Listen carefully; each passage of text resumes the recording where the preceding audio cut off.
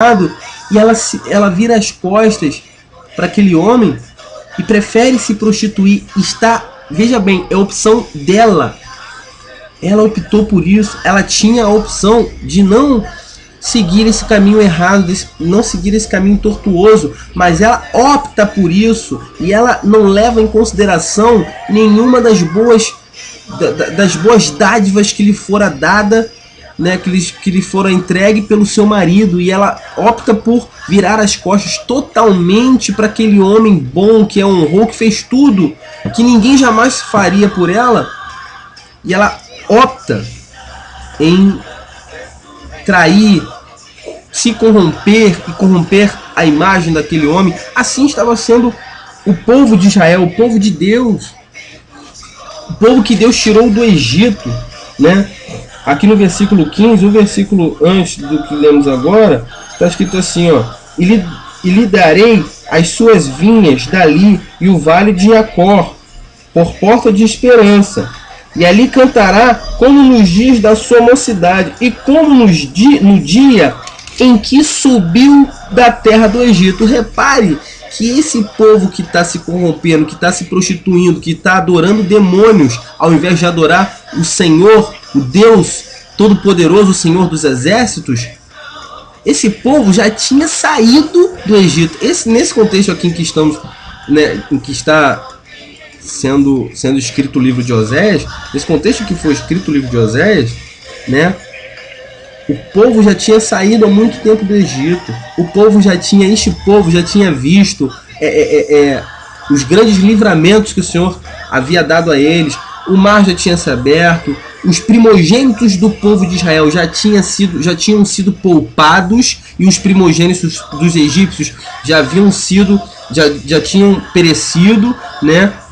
O maná já tinha caído do céu, né?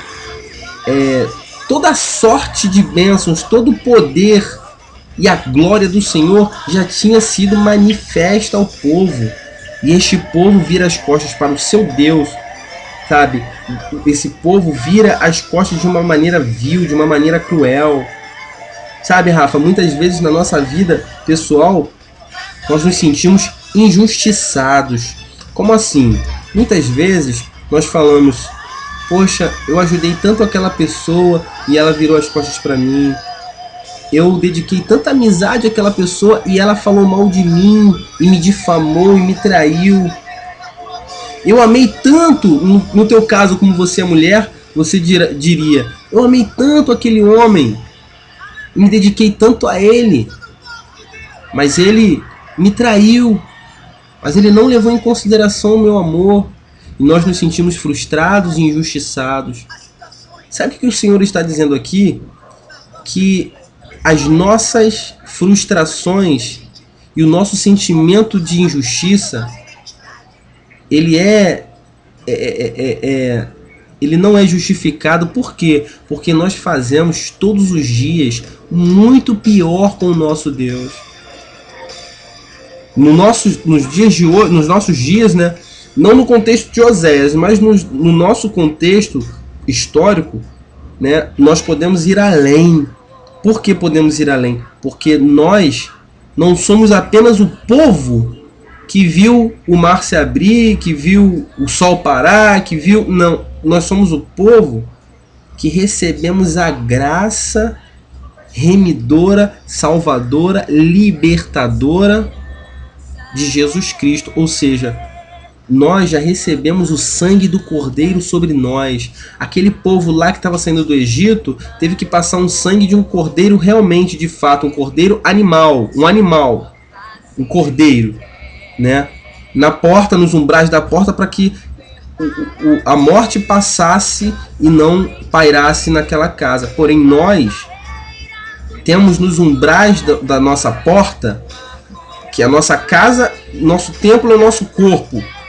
As portas da nossa casa, não só nas portas, mas sobre toda a nossa casa, sobre todo o nosso templo, que é o nosso corpo, temos o sangue do Cordeiro. E o que temos feito com o sangue do Cordeiro? Muitas vezes temos renegado ao sangue do Cordeiro. Jesus fez um grande sacrifício por nós. o maior sacrifício que poderia ter sido feito. Não houve e não haverá outro sacrifício semelhante. E o que temos feito desse sacrifício? Como temos nos comportado? Será que temos honrado ao nosso Deus? A Bíblia diz que Jesus é o noivo e a igreja é a noiva. Será que temos nos comportado como noiva imaculada, santa, pura? Será que temos feito jus ao sacrifício de Jesus? Jamais seremos merecedores. Mas será que temos sido agradecidos pelo sacrifício dele ou temos nos preocupado com besteira? Veja bem, a mulher como esposa de Oséias tinha tudo. Porque ele era um homem honrado e devemos deduzir que não deixava faltar nada para sua esposa. Mas olha as futilidades com as quais ela estava se preocupando. Versículo 5 de Oséias capítulo 2.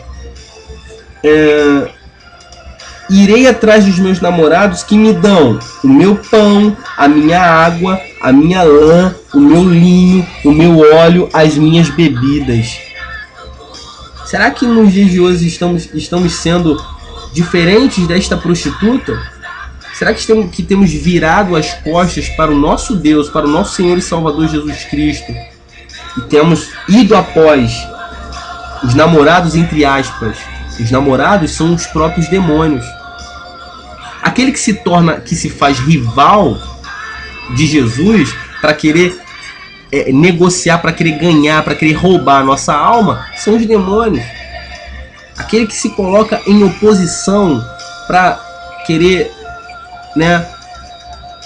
roubar a nossa alma, porque a nossa alma pertence àquele que a comprou, aquele que as comprou, né?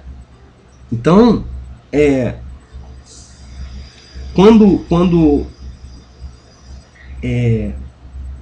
nos desviamos, quando viramos as costas para aquele que pagou o preço, para aquele que nos redimiu, para aquele que nos honrou, estamos correndo atrás desses namorados aqui que estão descritos aqui no livro, no capítulo 2, versículo 5, que nada mais são do que os demônios. E muitas vezes temos ido após demônios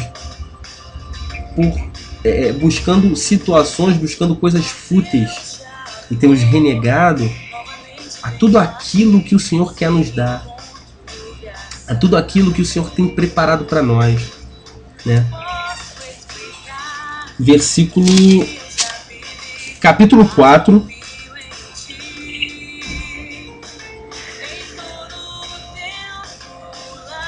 já tá? Versículo 4, capítulo 4, versículo 2.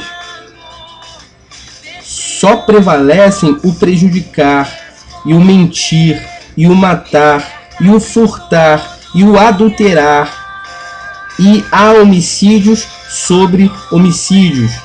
Assim diz o Senhor a respeito do povo de Judá, Israel e Judá, né? Que estava desagradando ao Senhor e praticando obras, né? Olha só prevalecem o prejudicar e o mentir. Quem é o pai da mentira? Quem é o pai da mentira? Oi? E agora? Tá com fone? Tá. Só prevalecem o prejudicar e o mentir. Aí eu te perguntei quem é o pai da mentira, Satanás. E o matar. Satanás veio para quê? Roubar, matar e destruir. E o furtar. Furtar é o mesmo que é semelhante a roubar, né? Matar e furtar, né? E adulterar, e há homicídio sobre homicídio. Olha as obras que eles estavam praticando. Isso aqui relata, isso aqui descreve fidedignamente, fielmente, que havia demônios no meio do povo.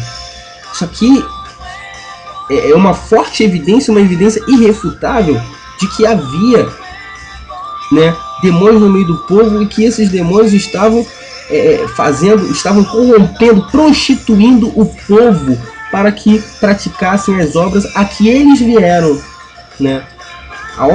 As obras mais a que os demônios vieram, eles estavam corrompendo o povo para que fizessem, para que praticassem esse tipo de coisa, né?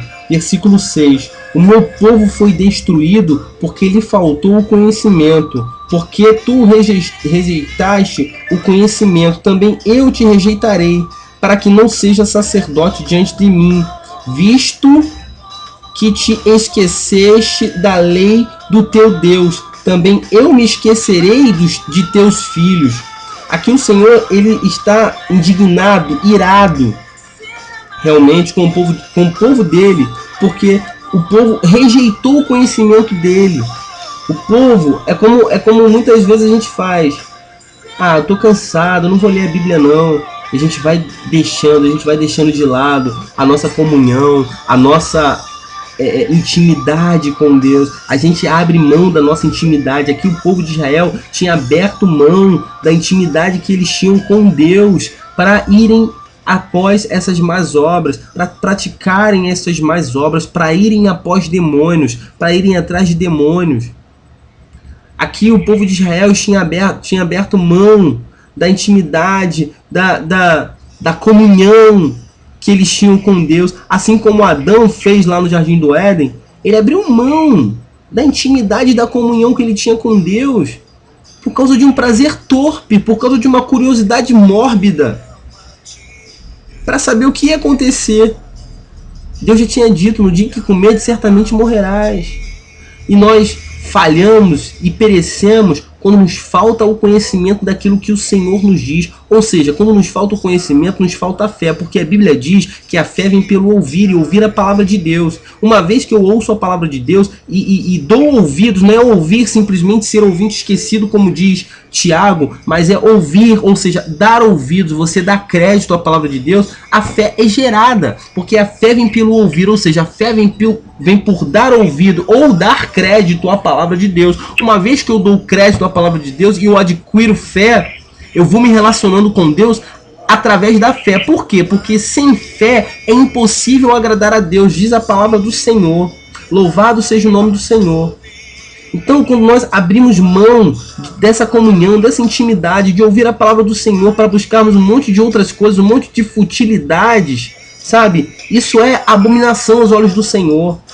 O puro e simples deixar Deus de lado, e não buscar o Senhor, pura e simplesmente em não buscar, já é um pecado.